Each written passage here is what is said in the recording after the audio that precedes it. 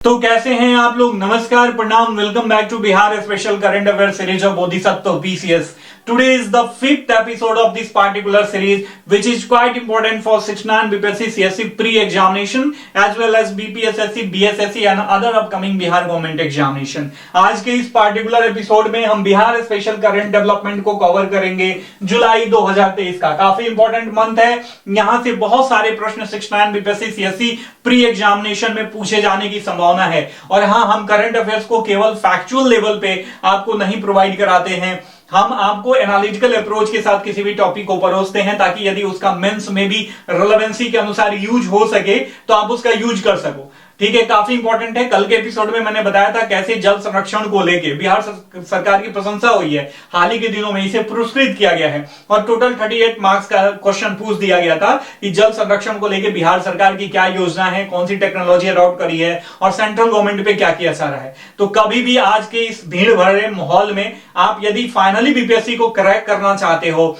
जो भेड़ चाल है उसे दूर हट के स्टैंड आउट करना चाहते हो और अपने आप को आज अचीवर साबित करना चाहते हो, तो इस पूरे एपिसोड को शुरू से लेकर लास्ट तक जरूर देखना और इसी अप्रोच के साथ किसी भी टॉपिक को कवर करने की कोशिश करना। तो चलिए शुरू करते हैं विदाउट किसी फर्दर डिले। शुरू करने से पहले आपसे रिक्वेस्ट है, यदि चैनल पे नए हैं तो चैनल को सब्सक्राइब करके बेल का आइकन जरूर दबा देना ताकि कोई भी लेटेस्ट नोटिफिकेशन आप तक आसानी से पहुंच सके।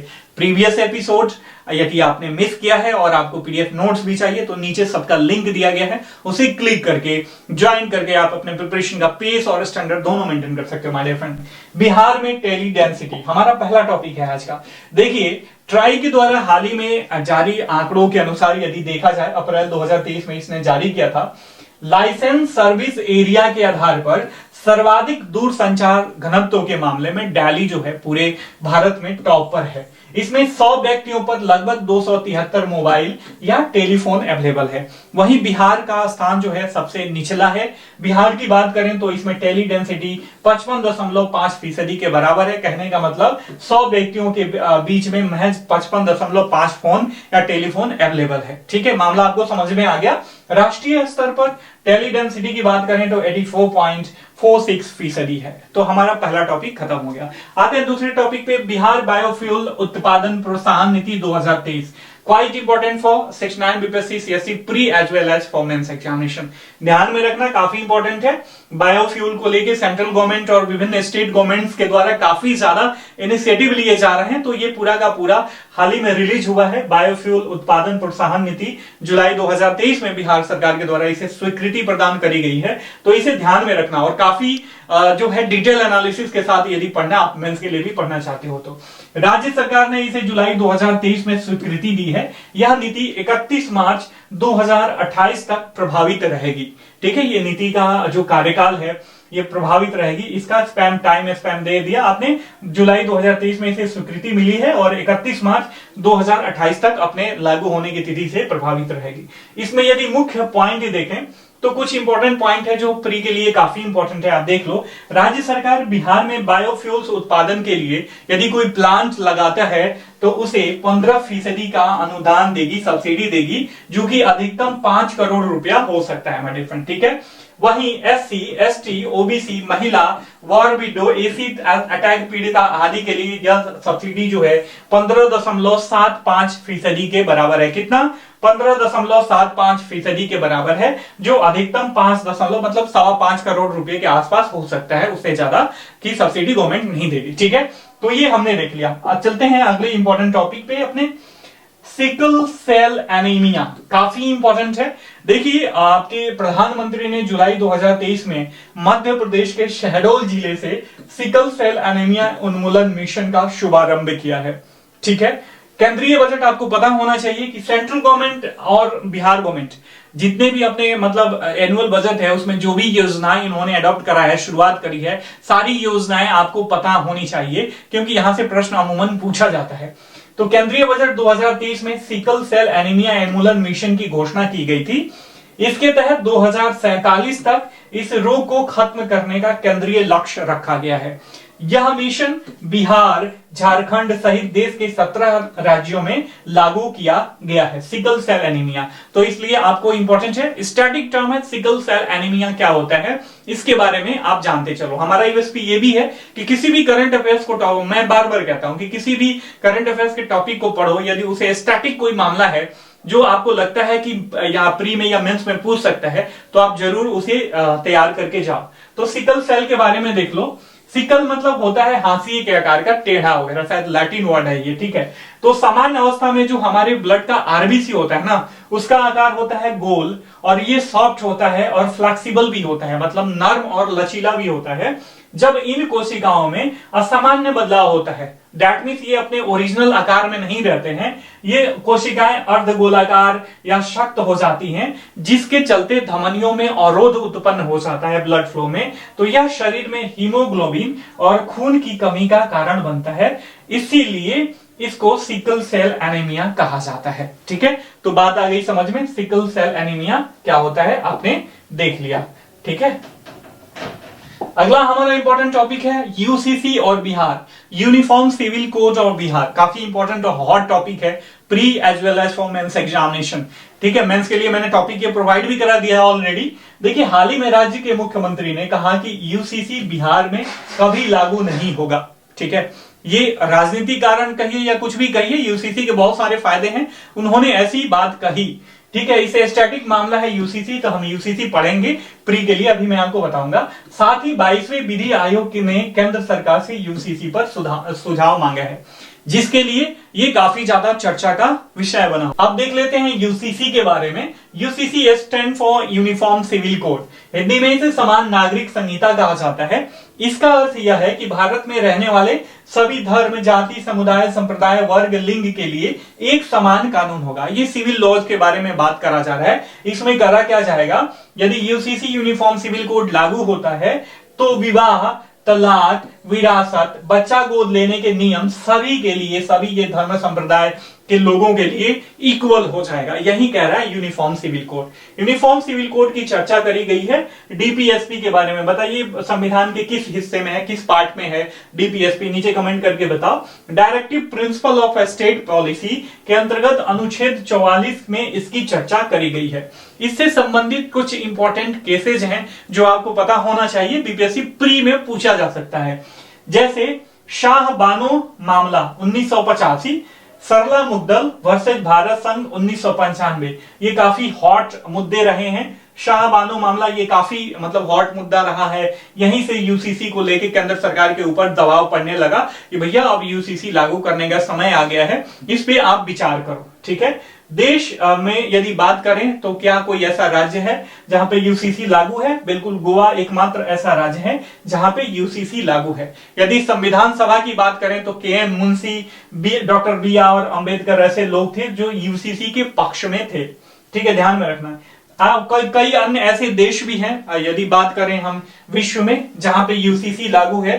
पाकिस्तान आपका पड़ोसी देश, बांग्लादेश, मलेशिया, तुर्की, इंडोनेशिया, सूडान, मिस्र, और ध्यान में रखिएगा इजराइल, ये लगभग सारे जो हैं मुस्लिम कंट्रीज हैं। इजराइल, जापान, रसिया आदि सारे देशों में जो है यूसीसी लागू है। तो हमने यूसीसी और बिहार के स्टेटस के बारे में देख लिया। यूसीसी के बारे में मुख्यतः जानकारी लेनी थी, हमने ले लिया। अगला टॉपिक है बिहार का कुल बकाया और प्रति व्यक्ति ऋण के बारे में। देखिए, राज्य पर 2019-20 की बात करें तो में कुल बकाया ऋण जो था 1,93,382 करोड़ रुपए के बराबर था, जो 2022-23 में बढ़कर 2,83,596 करोड़ रुपए हो गया, ठीक है। देखिए, जब बच्चे याद करते हैं ना तो एक एक अंक याद करने लगते हैं, तो एक एक अंक याद करने से आपको दिक्कत हो सकती है। ये 99-33 याद कर लो, 28-35 याद कर लो, ऐसे याद कर लो, ठीक है। मतलब आसपास के अंकों को याद कर लो होल फॉर्म में, ताकि आपको चीजों को रिकॉल करने में आसानी हो जाए। 2023-24 की बात करें तो यह बढ़कर 3,24,762 करोड़ रुपए का अनुमान है। ये तो कुछ ज्यादा इंपॉर्टेंट नहीं है, लेकिन ये जब बात आती है प्रति व्यक्ति ऋण के मामले में तो 2022-23 में जहां पे यह 22,508 रुपये था, 2023-24 में बढ़कर 24,981 रुपये होने का अनुमान है। तो ये ध्यान में रखना, राज्य पर प्रति व्यक्ति ऋण जो है यह कितना है, काफी इंपॉर्टेंट है माय डियर फ्रेंड, ठीक है। देखिए, गत वर्ष जारी आरबीआई की एक रिपोर्ट के मुताबिक ये बताया गया है कि 2026-27 तक पंजाब देश का सबसे कर्जदार राज्य होगा। ठीक है, अगला हमारा टॉपिक है, इसमें बताया गया है कि जहानाबाद बिहार का पहला 100% डिजिटल बैंक वाला जिला बन गया है। देखिए, 2019 में सेंट्रल गवर्नमेंट के द्वारा और आरबीआई के द्वारा ये तय किया गया कि हर एक राज्य से एक जिला को पिकअप करा जाए और उसको 100% डिजिटल बैंकिंग वाला जिला बनाया जाए। तो इसमें बिहार से जहानाबाद को पिकअप करा गया था और जहानाबाद बिहार का पहला 100% डिजिटल बैंकिंग वाला जिला बन गया है। और अगले कदम पे, मतलब इसके नक्शे कदम पे है इसके आसपास शेखपुरा, जिसमें 92.84% जो है डिजिटाइजेशन है बैंकिंग में, और वहीं अरवल में 88.31% के बराबर है यह मामला। ठीक है, तो आप ध्यान में रख लेना, इंपॉर्टेंट फैक्ट्स है, यहां से प्रश्न जो है पूछे जा सकते हैं बीपीएससी प्रीलिम्स में। अब बात आ जाती है ग्रीन बजट 2023-24 की, राज्य से संबंधित है। राज्य सरकार चालू वित्तीय वर्ष में ग्रीन बजट पे 9,920.77 करोड़ रुपए खर्चा करेगी। कुल बजट का 3.79% के बराबर है, जो पिछले वर्ष की तुलना में 0.55% अलग है, काफी अधिक है। काफी इंपॉर्टेंट यह टॉपिक है, ध्यान में रखना। राज्य का कुल बजट आकार यदि इस बार के लिए देखें 2023-24 तो 2.61 लाख करोड़ रुपए के बराबर है। ठीक है, 19 विभागों में यह राशि चालू वित्तीय वर्ष में खर्च करी जाएगी।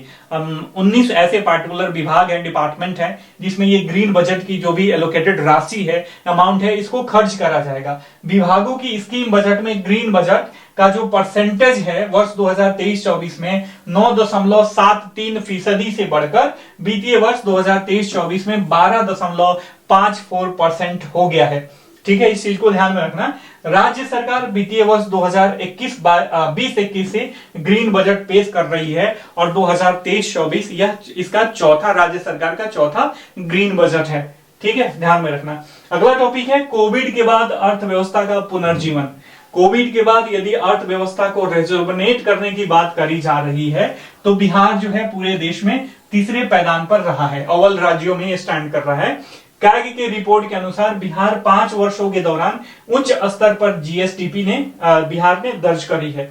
इसमें बताया गया है कि 2020-21 के दौरान केंद्रीय करों के हिस्से और इसका खुद का जो कर है इसके खुद के कर के संग्रहण से राजस्व में वृद्धि के कारण राजस्व प्राप्तियों में 23.9% की वृद्धि, टोटल वृद्धि जो है दर्ज करी गई है। ठीक है, तो ये मामला क्लियर हो गया। चलते हैं अगले स्लाइड पे।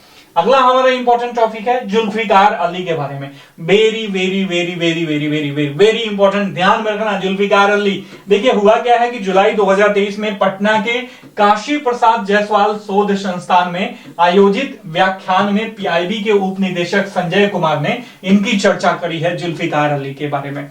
अब आप सोच रहे होंगे ये कौन सी महानुभूति हैं, इनके बारे में तो आजकल सुनने को नहीं मिलता। तो देखिए, ये अननोन हीरो हैं। 1857 के जो महान क्रांति थी उसके ये लोग अनसंग हीरो रहे हैं। ठीक है, आप इसको ध्यान में रखना। 1857 की क्रांति में बाबू कुंवर सिंह के कहने पर इन्होंने सेनापति का, बाबू कुंवर सिंह के सेना का सेनापति का कार्यभार संभाला था जुल्फिकार अली। ठीक है, इन्होंने अपनी कूटनीति से अंग्रेजों के नाक में काफी ज्यादा दम कर दिया था। इन्होंने नगवा गांव में जहानाबादी रेजिमेंट का गठन किया था और ये जो रेजिमेंट था मेरठ, गाजीपुर, बलिया आदि के जगहों पर छापामार युद्ध कर अंग्रेजों को परेशान किया था, काफी हद तक अंग्रेजों को नुकसान पहुंचाया था। ठीक है, तो जुल्फिकार अली का नाम याद रखना इंपॉर्टेंट है। बतक मियां पिछले बार पूछ दिया था तो बहुत बच्चे परेशान थे। करंट अफेयर्स का ये टॉपिक है लेकिन एफिलिएटेड है आपके हिस्ट्री से, स्टैटिक पोर्शन से।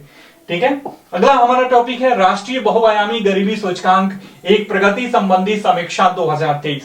ठीक है, अब मामला बदल गया है। जो 52% लगभग मल्टी डायमेंशनल पॉवर्टी थी, अब आगे एक्सेल हो चुकी है। ध्यान में रखना, मतलब उसको कम किया जा चुका है।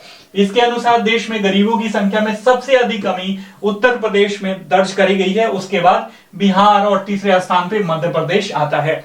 भारत में 2015-16 से 2019-21 के बीच, हाँ ये 2019-21 ही है, ध्यान में रखना, 19-20 नहीं है, के बीच 13.5 करोड़ लोग गरीबी से बाहर निकले हैं। वर्तमान में यदि भारत पे पूरे ऑल ओवर इंडिया की बात करें तो वर्तमान में बहुआयामी गरीबी जो है 14.9% के 9.6% के बराबर है। और ये आंकड़े नेशनल फैमिली हेल्थ सर्वे 5 पर आधारित है मेरे प्यारे मित्रों। ठीक है, इसमें आगे बताया गया है कि बिहार में जो एमपीआई है, मल्टी डायमेंशनल पॉवर्टी इंडेक्स है, 2019-21 में यह 33.76% के बराबर है। ठीक है, तो आंकड़ा बदल गया है, ध्यान में रखना। जहां पे इसमें 18.13% की गिरावट दर्ज करी गई है, क्योंकि 2015-16 में यह कितना था, लगभग 52%। काफी कंट्रोवर्सी हुई थी इस आंकड़ों पे। 51.89% के यह बराबर था।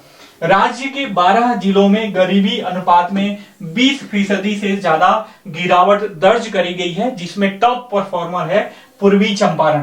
ठीक है, राज्य में सबसे कम यदि गरीबी वाले जिलों को देखा जाए तो इसमें सीवान टॉप पे आता है, उसके बाद मुंगेर, रोहतास, पटना और गोपालगंज का स्थान आता है।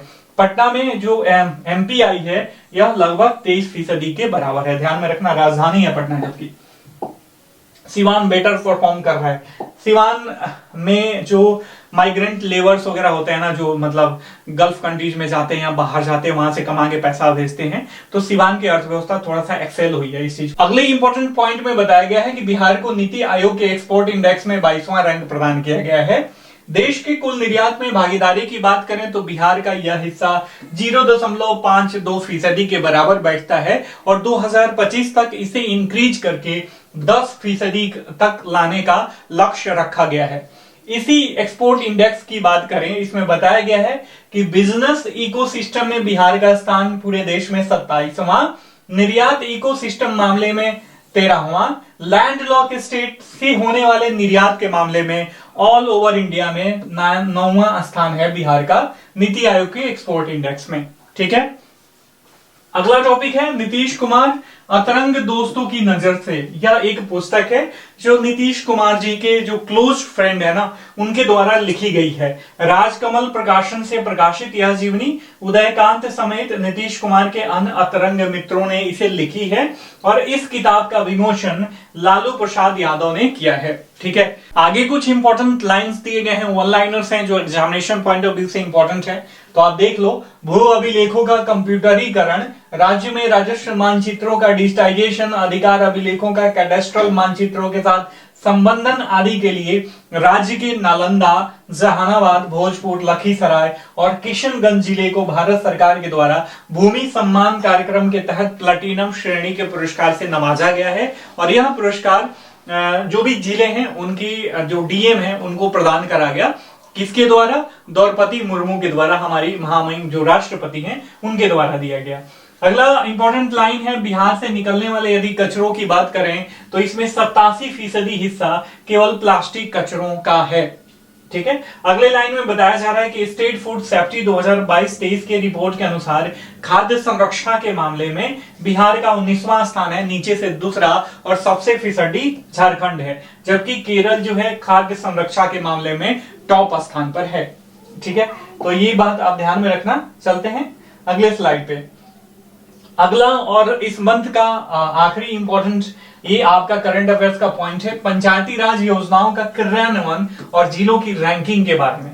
देखिए, पंचायती राज विभाग के द्वारा जारी रिपोर्ट के अनुसार शेखपुरा, वैशाली और बांका जिले ने मई माह में सबसे अधिक उपलब्धि हासिल की है। मतलब जो भी योजनाएं हैं, पंचायती राज योजनाएं हैं, उनके कार्यान्वयन की बात करी जाए तो हर एक मंथ में जो है मंथ वाइज रैंकिंग दी जाती है जिलों को। उसमें मई 2023 के अनुसार शेखपुरा, वैशाली और बांका जिलों ने सबसे अधिक उपलब्धि हासिल करी है। वहीं खगड़िया, सहरसा और रोहतास जिलों ने योजनाओं में प्रगति निराशाजनक रही है। तो ये था जुलाई मंथ 2023 का important Bihar special current event, जो आपके एग्जामिनेशन पॉइंट ऑफ व्यू से काफी इंपॉर्टेंट है। आई होप कि आपको वीडियो का कंटेंट अच्छा लगा होगा, वीडियो पसंद आया होगा तो वीडियो को लाइक करना, चैनल को सब्सक्राइब करना। मिलते हैं अगले एपिसोड में, तब तक के लिए साइनिंग ऑफ, टेक केयर, जय हिंद, जय भारत।